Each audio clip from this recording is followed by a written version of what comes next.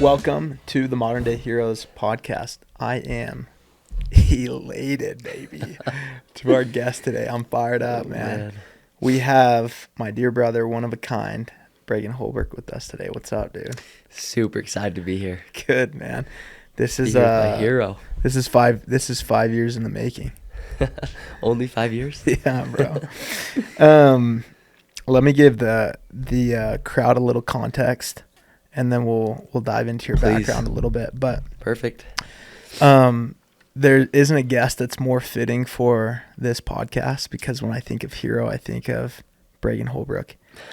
And a hero to me is somebody that I can look up to in not one aspect of life, but all aspects of life. And I mean, that's about as clear as an intro as I can get. But Breygan and I started one of our first companies together. And boy, was it a trip.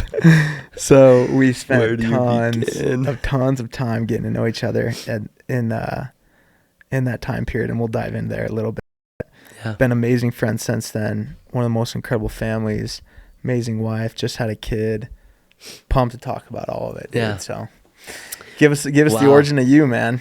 I don't even know, that intro was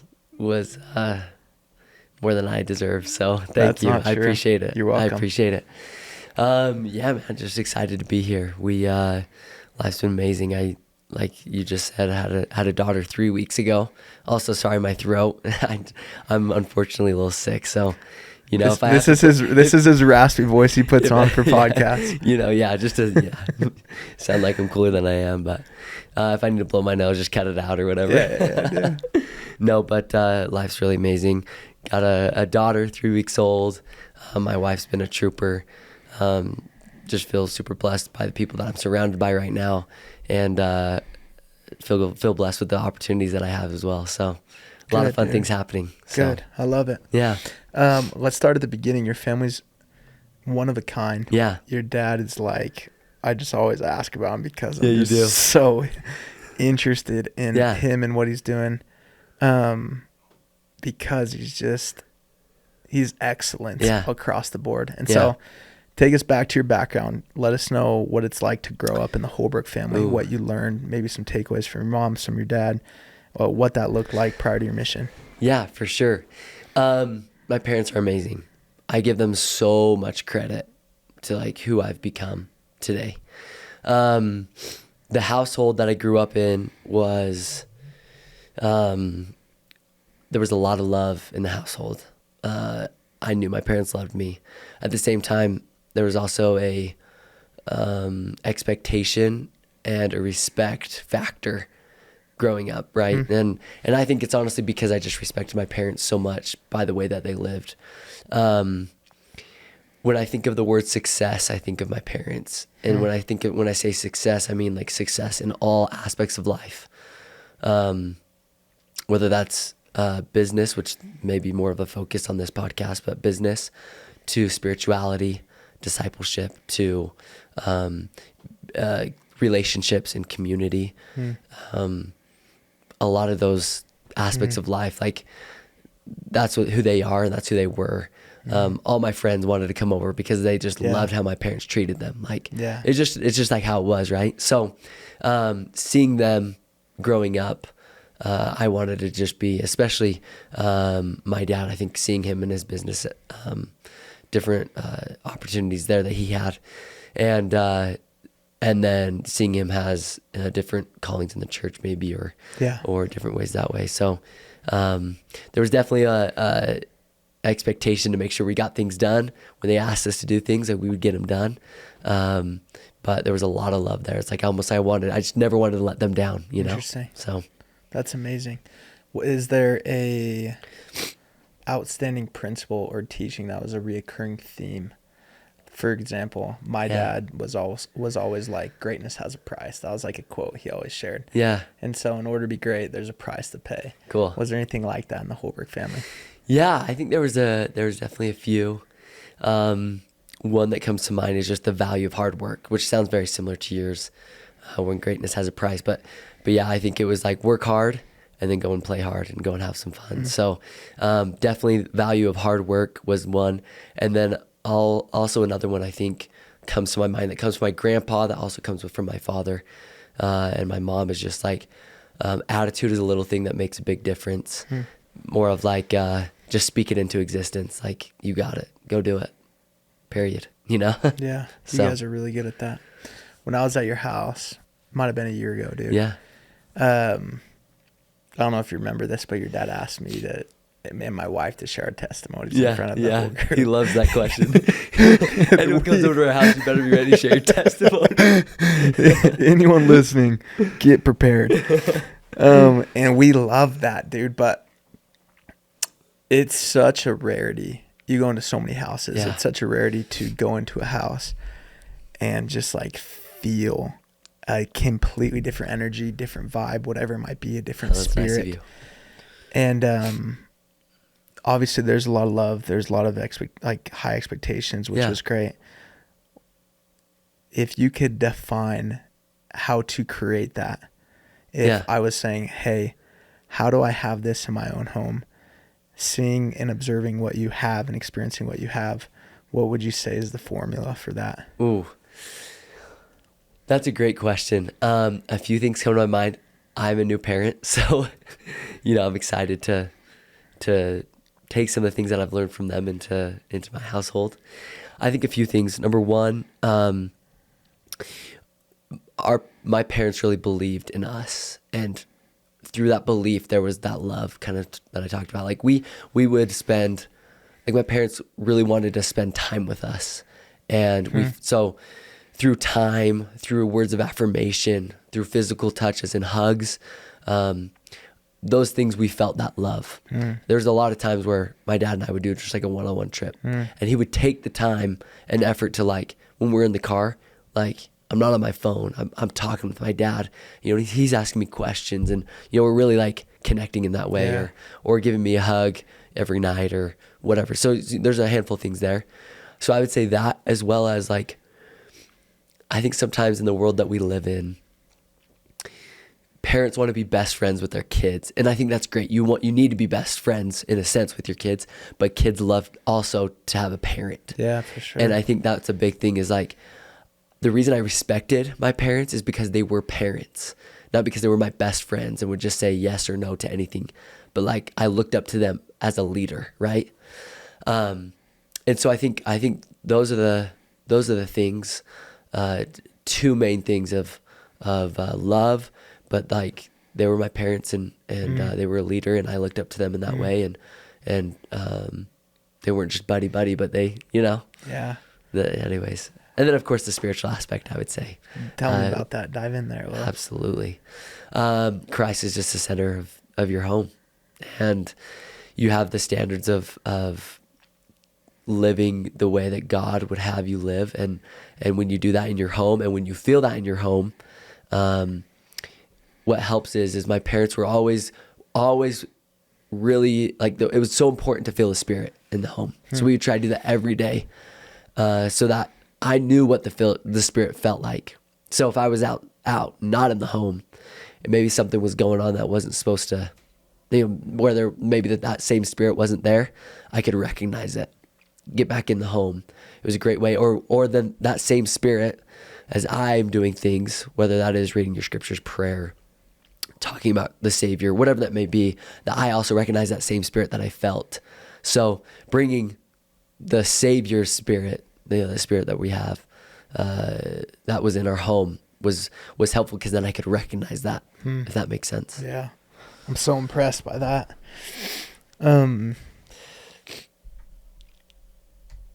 Tell me a little bit more. I'm learning right now. This is amazing, bro. Hey, I got all day. So you're a new parent. Yeah. You're the oldest sibling. Yeah. Yeah. 4 under you? 4, yeah. So total of 5. Yeah. And so you've always had this people looking up to you always. Yeah. Your whole life. Sure. Older brother, oldest brother, business owner. Yeah. On the mission, leadership, now as a husband, and now as a father. Yeah. How has that been? not knowing anything different, because I'm third oldest, for Sure, example. sure. And I've always had people to look up to. Sure. And you've obviously had people to look up to, but your whole life people have always been looking up to you. Sure. Yeah. A few things I would say. What's interesting, yeah, so I never technically had like an older brother to look up to. We've talked a lot about my dad. He was definitely one of those figures for me. A few friends or a few other influentials. I think for me is I always felt this drive to be someone that no matter when or where or how, like someone could just look up to and they could rely on, or they would know that Breygan's gonna make the right decision, or Breygan's gonna just. Do you know when that started? Honestly, I think it was just an early age. I think it was just, I don't know if it was just something that I was blessed with at an early age or whatnot, but I just felt like I always wanted to do what was right, and I knew that I wanted like to protect my siblings even, I don't know. I think it was just something that maybe it was because, honestly, maybe even how my parents taught me, like when my dad was leaving a lot for business early on. And he's like, he would always bring me aside and be like, hey, you're the man of the house now. And so it makes me like, oh, I got to step up to the occasion, right? It's kind of like on your mission or really anything, like you just step up to the occasion and you don't really know how or when or what, but you step up to the occasion and make it happen. So I think that was just kind of like some of those things early on that I felt like these guys look up to me, or maybe I didn't even realize they looked up to me fully, because I don't feel like you really know the impact you have on someone at that time. Yeah. But I think that's probably that. So some thoughts there. You're a natural born leader, dude. It's so cool to see. Yeah, thank you. You grow up, you play basketball. Yeah. If you have any thoughts, I'm interested to hear. You then go on a mission. Yeah. Tell us a little bit about some learnings that you got from playing sports, competing at a really high level. Yep. This guy can dunk, by the way, when he was like 5'6". And then would love to hear as well what your mission's done for your life. What experiences that you had that have shaped you, maybe some lessons and some just impactful things that could be beneficial to people listening. Yep. So first of all, sports is obviously just awesome. Like I love sports. Right now, March Madness is like the best time ever. How's Duke playing? They play today. Good. 550 or something, like 510 maybe.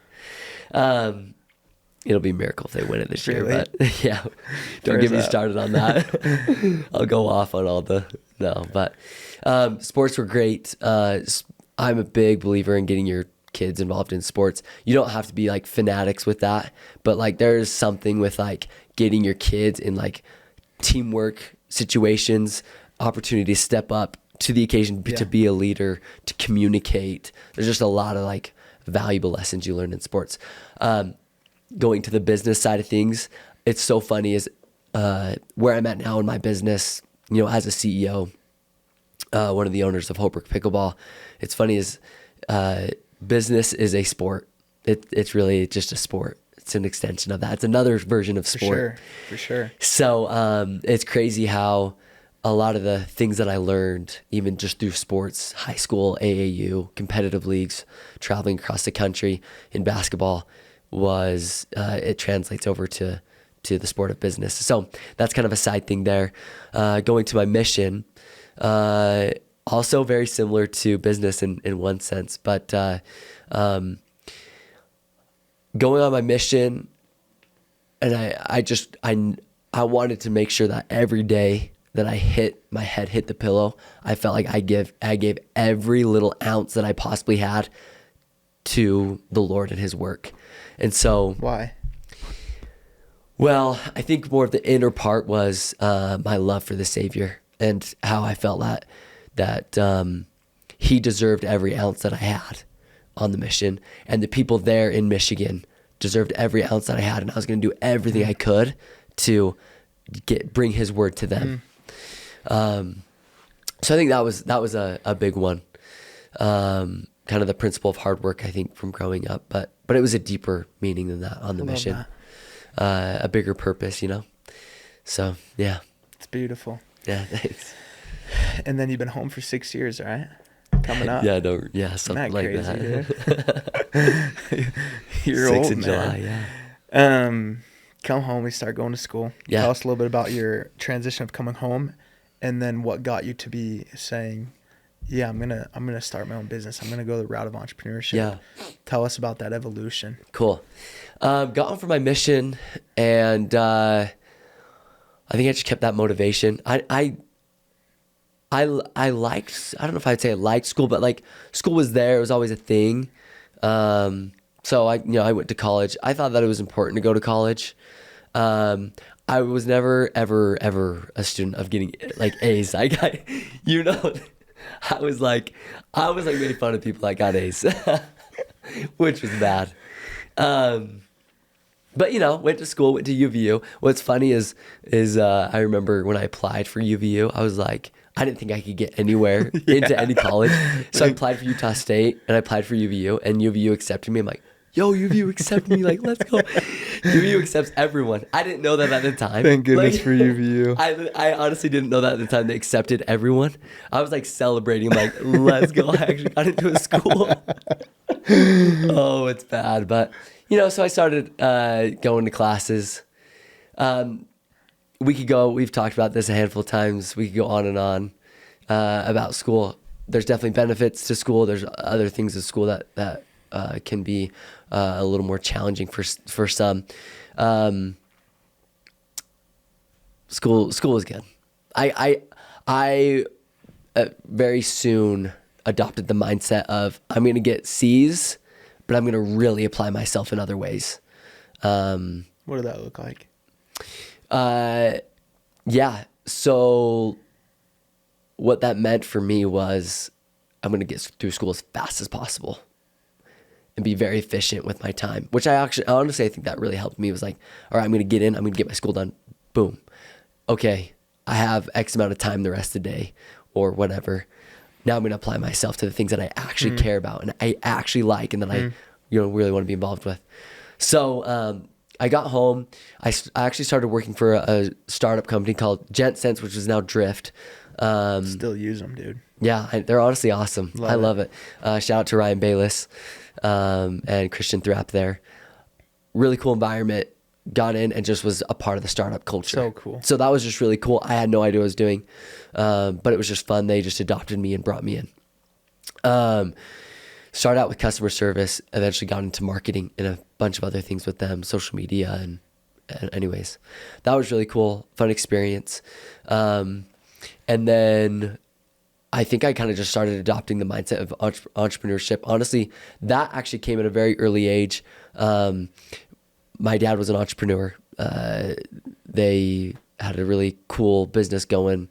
It was called J.J. Cole, and ran it for a handful of years and had a great exit. So I kind of saw him like traveling and creating and like having this, like building this amazing business where he just had a lot of fulfillment. And I'm like, this is so cool. Like, this is so sweet. Like that he's doing this. So my entrepreneurship mindset really actually started from very, very early on. I did lawn care to pay for my mission. I've never really worked a job outside of like Drift, and I worked a little bit at Zaya, and then everything else has been entrepreneurship. So anyways, getting home, and then we started Coco, and the rest is history. We can end it here. No, just kidding. Game over from there. You want me to talk about Coco for a second? So what led up to it? Yeah. And when was it like, cool, dude, I'm going to do this? Yeah. Coco is never in a position to like scale. We all knew that, but we learned a ton about, I learned a lot, from Blake and just being in an environment of business. So, and starting something and just going. So, Blake and I mean, we were all, you and I were just always looking for something. Like true. We each had an itch we could not itch. So kind of where it began is we went on a lot of dates. We were like, man, there's no cool place to get some hot chocolate. Like we just needed like a cool environment for all these like date nights. Hot chocolate thought date nights was the biggest problem in the world. This was gonna make us millions. And so yeah, long story short is we drove out to Logan, picked up a trailer from Scott Huskinson. Shout out to Scott. How much? I don't. Was it 800 bones? No, or something? 800 I think bucks? it was like 300. 300? Maybe it was like $300, and he just basically like he was like, you can have it. We're like, no, we'll give you 300. Yeah. We'll put a picture right here of the trailer. Yeah, it was please. Something. A before and after though. Yeah. Because I think we brought it down. And we're like, crap, we don't know what to do. So we took it back down to Logan. I don't think I went to school for a week. Built it out with Dave Harris. And we started going. It was honestly a cool experience. So we kind of started out just doing like late nights, like hot chocolate, come and get your hot chocolate. Soon realized that was not a good just business model. And so it was cool. We actually pivoted real quick. And it honestly became more of an operations game of catering. And we found a cool little niche. I mean, I don't think we'd made a ton. We're backing up real quick. Yeah. At the origin, our first day ever. Yeah. We set up in this Papa John's parking lot, and we ripped for like 6 hours straight. Dude. We had I think it was like a 2K day. Yeah, and we were made like 2,000. Well, let's go. Maybe it was like 1,000. Yeah, most money I ever had at that point. And so we're like, it's game over. How many parking lots did we get kicked out of? So the next day, we go back to set up for day 2. Yeah, we're like, this is the location. And the landlord comes out and says, hey, you can't do this anymore. And we said, what do you mean? We appreciate you telling us this, but you don't know what we just made. Yeah, you don't know what you don't know what we have riding on this. Yeah. He's like, yeah, you can't do it. So we negotiated, talked, couldn't do it. And as scrappy as we were, like, cool, we're pivoting. So we go to Smith's parking lot in South Provo. That's fair. And I think we made $60 that night. $50 of it went to our cost of goods, the generator, the gas. And so we knew. But yeah, we still did it for a month. We were like, maybe the next day will be better. So every night after that, we knew as long as we made over $50 of sales. We were like freezing that first night. Like it is dead winter, like snow on the ground. We're like, somehow we find a heater. We plug in a heater, and we are just like curdled up next to that heater. It was terrible. It was amazing. But for the next month, we knew if we could make $50 that we would break even. Anything past that was just gravy. And so I think we just made an average of $63 a night. We'd split it after the $50. We make like $7, and we cranked for like 12 hours. The extra hot chocolate we'd give to the homeless in the parking lot. And we'd wake up at 6, work till 1. Yeah. 3 months straight. Yeah. It was amazing. Oh yeah, that was a joy. That was a joy. Anyways, continue. No, it was good. Those were the glory days of Coco. Did a little rebrand, went to Coco Island, and went to all catering. It was kind of cool though. We did kind of where I was going. We did find a pretty cool niche. Yep. Swig, Thirst, Fizz. None of those guys catered. So we kind of found a niche where a lot of people actually wanted soda at their weddings or corporate events. And so we did hot chocolate, soda, blended drinks, Italian sodas, etc. By the way, our hot chocolate still to this day, there'll never be anything. There's nothing better. Yeah, there's I promise. Like anyway, so and then it honestly kind of became a passive income thing for me, which was awesome. I made about $1,000 a month from that thing for like a year without doing anything. And then of course we sold it for 15 bones. So made a killing off. We made 15K. Hey, but like, amazing. Here's the thing. I think what I learned, and actually giving you a shout out, and it goes into even things that I'm doing now, but But we just learned that like we had so many hurdles. And I know it's a small business and whatever, but we had a lot of hurdles that we overcame. So, you know, it's just making you just shift your thinking of like, okay, here's a problem. Okay, it's not a problem. How do we find a solution, right? And so I think that was just kind of like the first step of like real entrepreneurship of like, I got to figure it out. I got to figure out what my margins are. I got to figure out how to make this thing work, and get get money in the bank account, and like, you know, just all those things. Like it preps you. So such good learning, dude. Yeah. And there's always a solution, bro. Like there's never a time where it's like, yeah, we got to throw in the towel. Totally. One lesson I'd share is, first off, a good partner is like 1 in 1,000. Yeah. And I just feel honored, bro, that I could work with you, and how much I learned from you. And that's just super special. Second was I actually always got this advice of like, think bigger. Yeah. And I listened to it, but also at the same time I was like, dude, I just want to do this and learn, which was good. Yeah. But I also look back and it's like, if we had a different vehicle or a different idea, sure. We would have put the exact same amount of time, energy, resources, grit, everything in. The outcome would have just been 1,000 times different. Yeah, totally. And so for those that are young, it's like, dude, you could go crush it in any business. Totally. But make sure that there's a good end in mind from the start, because you're going to spend 12 hours a day, whether it's a food truck or whether it's a tech company that goes sells for $1 million. So true.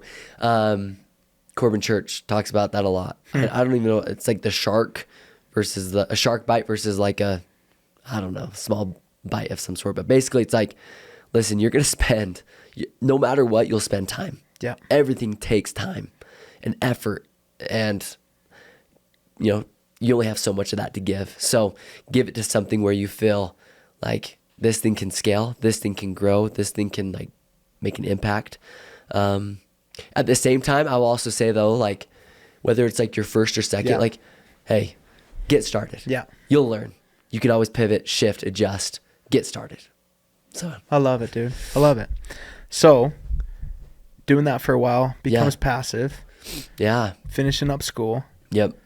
And then you have this idea. Yeah. Of pickleball. I love it. Tell us about it, dude. What happened? I could go on and on about this. Yeah, give us the origin and then bring us up to speed. Okay. First of all, I've learned so much from this. My growth of a businessman, a leader, just who I am, in the past 2 years has been incredible. And it's honestly not any of my credit really. I think it's just this vehicle and the people I'm surrounded by. Has it only been 2 years? It's been 2 years in May. Yeah. Wow. Yeah. It's been crazy though. That's crazy. Yeah. Yeah. All right. I've seen a lot of awesome things in growth. So, you and I have always been looking for business ideas, always trying to find a need and applying it. I've always loved branding, from the very beginning, you've been great at that. And just studied brands. So pickleball started becoming a thing. And I was just like, man, I started doing research. I'm like, this just like every paddle on the market looks ugly. That was my first thought. And so I'm like, okay, like, man, we need like a Nike of pickleball. Like we need a cool brand, to take over. And so that's where it kind of, originally started. I did more and more research. Pickleball, we were working on it like 3 years, 2.5 years, 3 years ago. It was not the same as it was now. It was still big, but it's even a lot bigger now. We were like, well, is this going to actually like grow? Does this have roots to it? So thankfully it has grown, and it's been the fastest growing sport in America for like 3 or 4 years now. So that's when it kind of started. I just kind of started doing more and more research, realized that there was nothing good looking out there, no good brand. Everything was like cheapo, looked weird, like big, bright yellow and green pickleball, like just like tacky branding. And so what's funny, I kind of tossed that idea around, and my dad actually talked me out of it. And he was like, and it's true, like, we don't have any like IP or any anything to patent. There's anything like too crazy about it. Differentiate. Yeah, right. Which makes complete sense. Like any investor would give that suggestion, that advice. So he talked me out of it. About 4-6 months later, it just kind of came back to me, and I'm like, okay, I got to do this. I heard of another company in Logan that was selling. They had sold like, I think it was like $50,000 on Amazon, and they were doing these gross looking pickleball paddles, and that just fired me up. That fired me up. So I'm like, no way, I'm doing it, and I'm just gonna beat them out. So I called my dad. I'm like, we're doing this. Like, I'm gonna do this. And so I just started working on it. I was living in Provo area. My brother was there, and Kason was like seeing me doing this, and he's like, I got to do it with you. And I didn't have the heart to tell him no, mainly because I was like, you just got for permission. Like, I just didn't really know, like, are you serious? But he's like, no, I got to do this with you. And we just went to work, and he's been the most amazing business partner, by the way. It like compliments me so well. But, so we just started going, and 3 months later, we, kind of were just involved in my dad, asking him questions. We got him pretty involved. We actually got some initial capital to get our initial round of inventory. Yeah. And before we know it, like, we got him to come in the office, and slow trickle. Yeah. He kind of has caught the bug. It's kind of funny. He's like, it's not to the same extent because he's older in a different time, but of JJ Cole days where he's just like, he's hustling it with us. So we started just us three, and then it's been, I can share more about that, but it's been doing it for 2 years, have about 3 or 4 full-time people and 8 part-time. We like to keep our team really lean and mean, and just like, we really push everyone real hard. I've been doing pretty well. So I love that. Tell us where it's at today. Yes. We might need to turn off the mics and I'll tell you some numbers, but Holbrook Pickleball is doing really good. Second year, we are in all of Target, which is really awesome. Been an amazing experience. Learning a lot, and we still haven't made it with them yet. We're still hustling with them to make sure that they sell. What's your time frame? We've been in for about a month, and we'll kind of just see how the rest of the year. But they've been selling well so far. So Target, we're getting into Academy. That's not totally official, but we are getting their inventory needs projections here. Actually, should be today. So 2 national chains. We're in 250 specialty store across the country. We sell on Amazon and of course our online. It's been a blast. We have paddles that range from kind of the beginner $59.99. They're really stylized. Perfect for Target. A lot of people love that. Up to $220 price point. We are an official paddle of the PPA, which is the Professional Pickleball Association. We have a handful of pros that play with our paddle. 2 specifically is Martin and Tammy Emmerich. They're actually a couple. Cool. But both of them were tennis pros. Martin was actually ranked 35th in the world for men's doubles. Wow. So he played in all Grand Slams. He's from Germany. Wow. Tammy's from South Africa. But they play with our paddles on the PPA tour. And we do a lot of research and development with them, as well as our research and development team engineers who are in like Ogden, Salt Lake area. So we're pushing the envelope on innovation, on technology, hoping to come out with a paddle that's probably going to be from $275 to maybe even $300 with new technology coming out, as well as just hitting it hard on really all aspects of the game. Cool. So community, we travel a lot.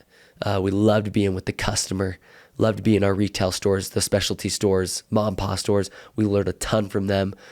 We have ambassadors, over 300 influential ambassadors. So it's rolling. We're not done. We feel like it's just the beginning. Wow. But a lot of good things. Wow, so, that's amazing. And where are you headed? Yeah. What does the roadmap look like? Yeah. I think for us, I just read an article about Costco, and it really resonated with me. Costco is in the top 3 biggest retailers as far as revenue goes in the world.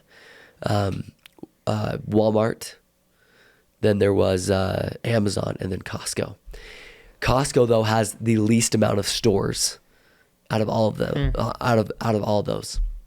So what was interesting just in that article is the founders and just the culture of Costco. They talk about sometimes bigger isn't always the best. Being the best is what's the most important thing. And when you're the best at what you do, volume or being big naturally comes. It falls. Yeah. So I think with us at Holbrook Pickleball, there's some big pickleball paddle companies out there. We're focused on being the absolute best.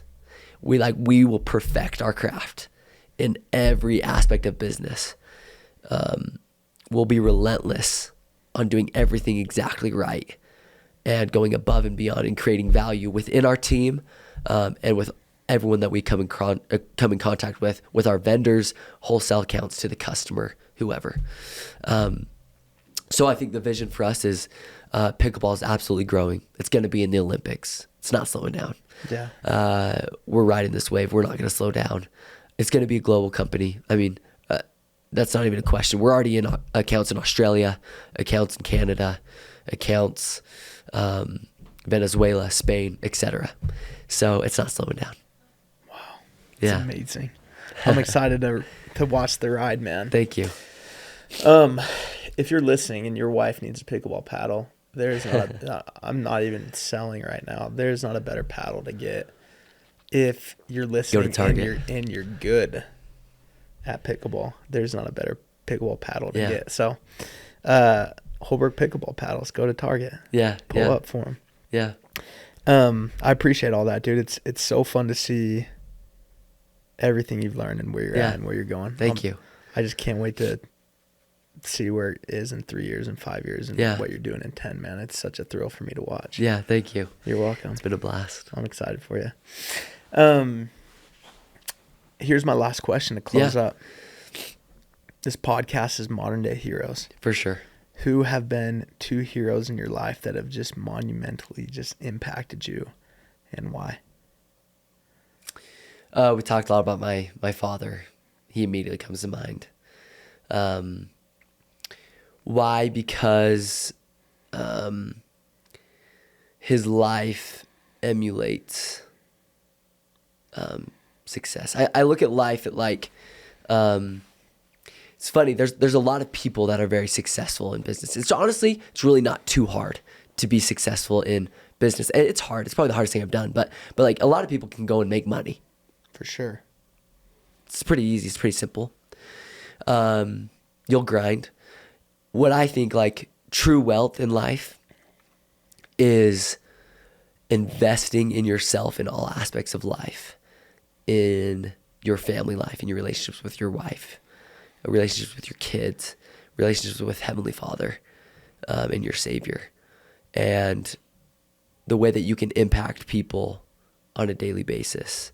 And then of course, what you do in business as well.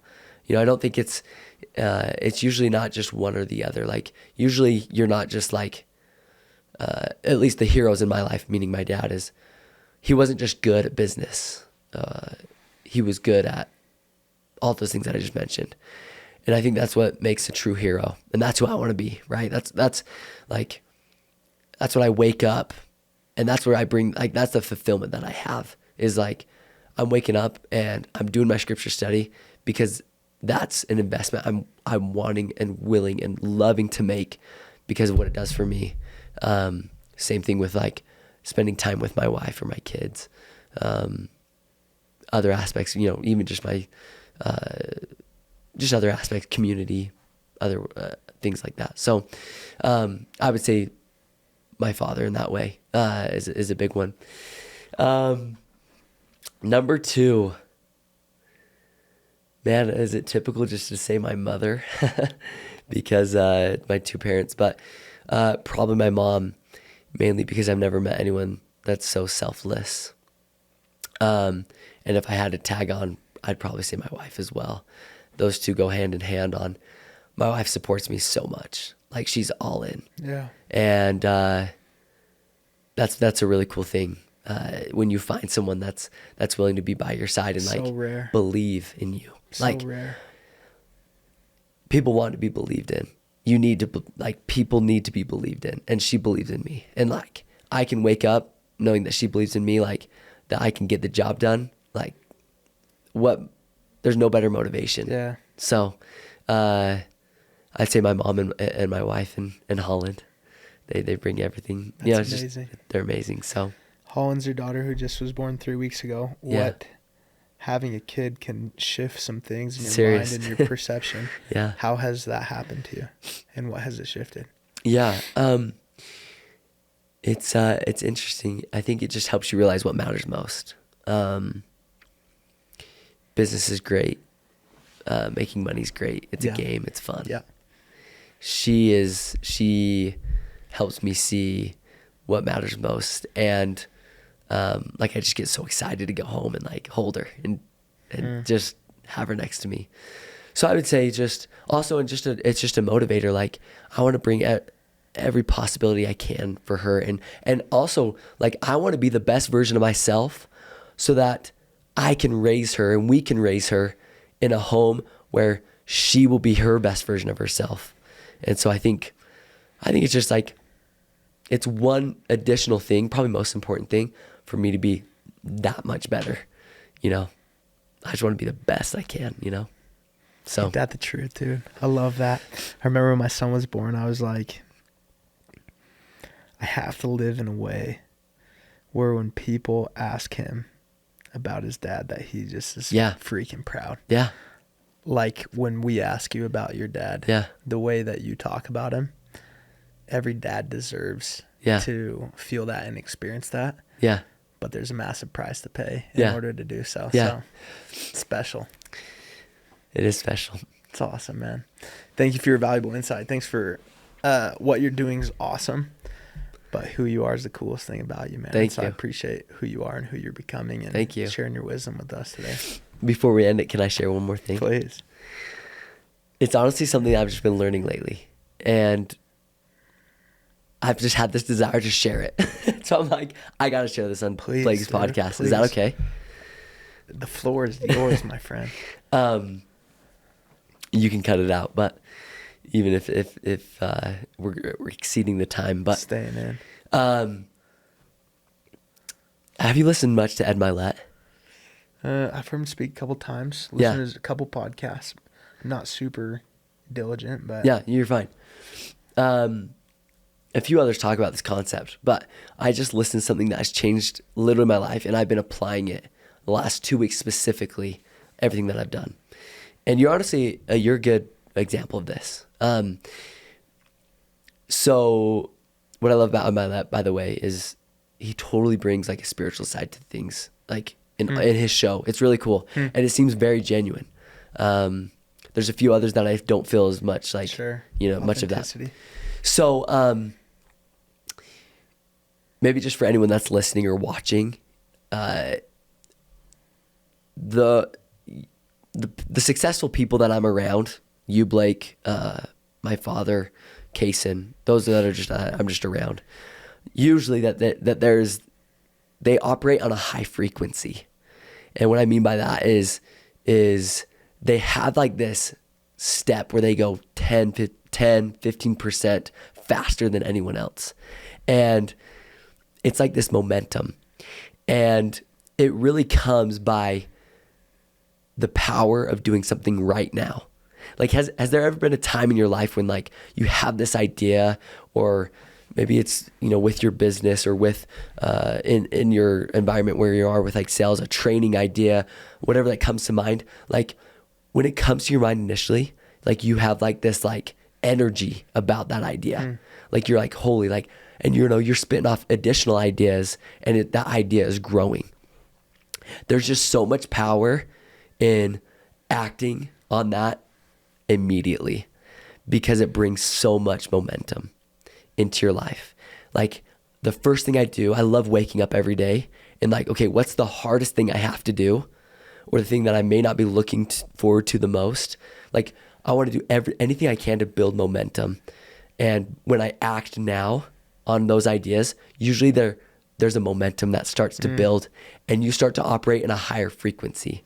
Your decision making starts to become more like concise. It starts to become like I want decisions thrown at my way, so I can start making decisions and like build that confidence to just like, boom, I'm moving forward. I'm moving faster. You even see it in like March Madness, in a sense, like with basketball, just when talking about momentum, there's so much power in momentum. I was watching a game earlier today.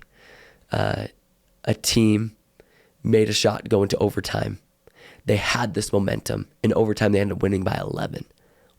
How do you do that? Well, they had this momentum going in to the overtime. So if you're looking to start a business, if you're looking to, or maybe if there's an idea that you have about your current business or changes you want to make in your life to be better, the formula, people overcomplicate the formula. It's really not hard.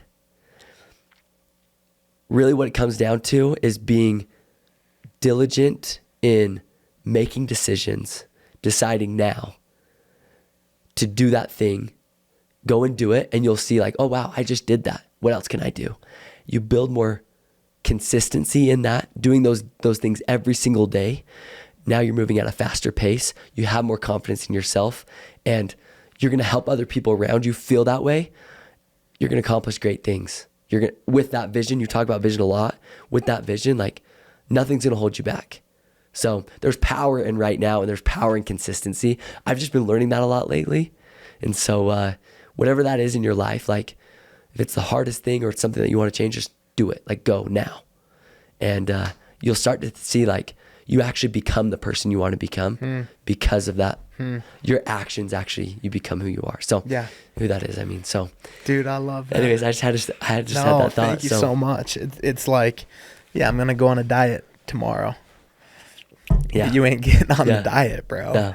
I'm going to make this money next year. It's like, yeah, there's no power in that. Yeah. There's no momentum in that. And do it on little things. Like I had a call that I did not want to make yesterday because I had to get on someone pretty hard. I woke up and I'm like, I got to do it. I get in the office. I'm like, I can let this linger, but it's going to be on my mind. I'm going to go slower. Just pick up the phone, call it. I'm like, I feel good. What else can I do? What else can I accomplish? Right? Not that I had to get on them, but just like I accomplished it. When you do that, it builds momentum, power and momentum. But I think they call that eating the frog. Yeah, fair. I love that, dude. Well, thank you, bro. I love you and I appreciate you and I'm proud of you. I love you too. I love you too. Honestly, if I did, I know I'm going so over, but Blake has always been a great example to me. Seriously, I know he gave me a great intro to begin with, but Blake is a definition of success from the very get-go. Like I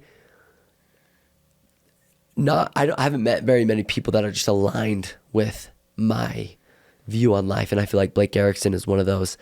Ever since we became friends, like Blake had a note card hanging up in either in his car or on the mirror, and it's just like his goals are there, So and I think the first one every time is like, I am the best father, I am the best husband, I'm the best entrepreneur. And you've proven that. You've been doing some great things. So big hero of mine, just to add on to that. Thank you, bro. So I'm gonna have you do my intros from here on out. Thanks, brother. Yeah. Appreciate you big time. Thanks, man. Thanks for listening. We'll see you guys next week.